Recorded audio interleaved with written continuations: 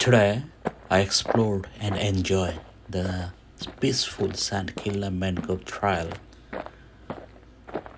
It is just 30 minutes from Adelaide city and 20 minutes from my home.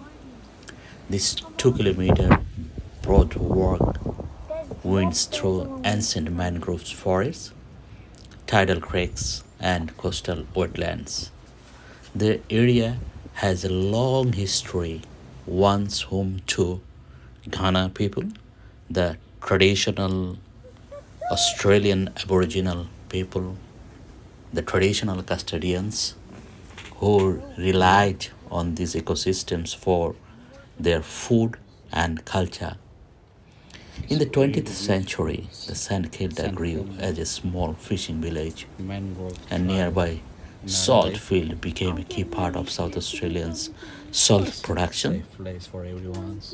Now it is a haven for wildlife lovers, sport fish, crabs, and native birds in their natural habitat. You can also enjoy the marina, the striking pink salt ponds, and the nearby adventurous playgrounds for kids. I warmly invite all nature lovers to come explore this beautiful and historical place with the family and friends.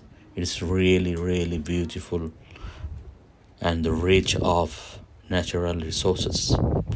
আমি বাংলাদেশে ভাই বোনদের উদ্দেশ্যে বলবো, আপনারা যারা এডিলেডে বেড়াতে আসেন বা বসবাস করেন, তারা অবশ্যই এডিলেডের কাছে শান্তিপূর্ণ এই সেন্ট কেল্লা ম্যানগ্রোভ ট্রেলটি ঘুরে দেখতে পারেন। এটি অবশ্যই আপনাদেরকে আনন্দিত করবে।